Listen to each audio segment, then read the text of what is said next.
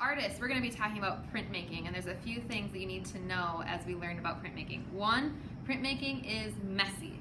I like to have a dry side, and I like to have a printmaking side.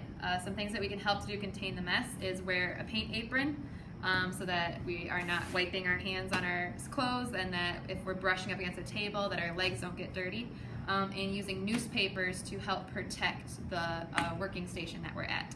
So printmaking is messy. Second thing that we need to know about printmaking is that printmaking is intended to make multiple copies of whatever you're trying to produce. So instead of drawing each time, you can create a stamp, you create your plate, and then you can stamp it on several different papers to create invitations, to create cards for someone, to create a big poster that you don't want to copy multiple things. So whatever you're intending to create, you should think about, what do I want a lot of? Could I give someone else a copy of this? Could I create lots of copies to hang up, to rotate even in a pattern on one big paper to create that pattern as a background for something? What is your intention? Why are you going to make multiple copies?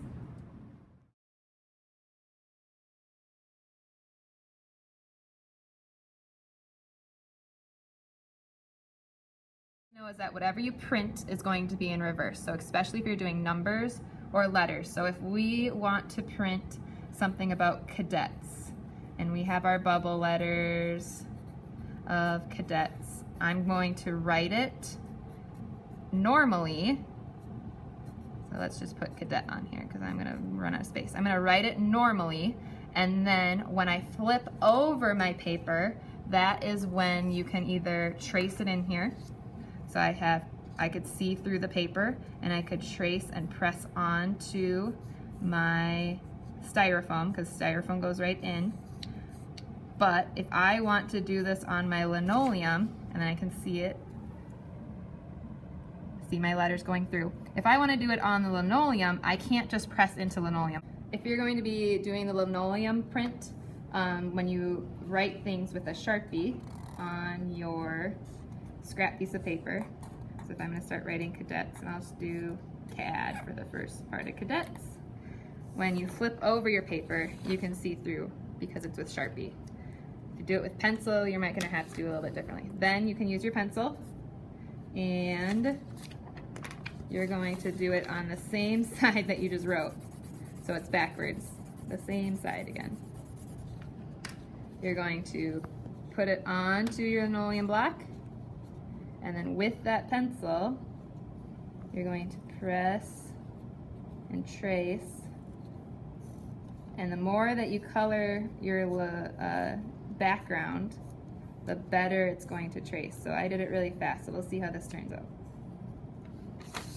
There it is. So then your words are backwards, and you could go back with a Sharpie and trace this so it stays there nice, and then use your tool to carve out all the things that you want to carve out. Last thing we need to know, artists, about printmaking is how to actually ink using our ink and our brayer. This is washable block printing ink, specifically for printmaking. So we're going to just dip and put some on our plate. It's actually, the less is better. The more that you use, the more it looks like a big paint roller going to stick it up on your wall, the more it's going to fill in your lines, and it's not going to work. So I have my plate, I have a paper that I'm going to print it on, hopefully it has my name on it, and I'm going to roll. And what I want to do is I want to pick it up, and I want to make sure that it is rolling and covering the brayer. I can even pull it towards me. What I don't want to do is just smush it back and forth, because that's just moving the ink around. I want it to roll all the way around. When I have it all inked up, I'm going to take it to my plate. I'm going to roll over it. When you're doing either linoleum or the styrofoam, you want to make sure that you can see all of your lines, that you push deep enough or you carve deep enough. As you can see, I didn't push very hard with my D. We'll print it anyway, and we'll see how it turns out. So I'm going to flip it on and rub it. And then when I pull it off, oh, so the D worked. Okay, if it didn't work, I could take it back, I could wash it off, because if I don't wash it off and I use a pencil, my pencil's gonna get full of ink now, okay? But if you need to go back, you could even go back and add lines.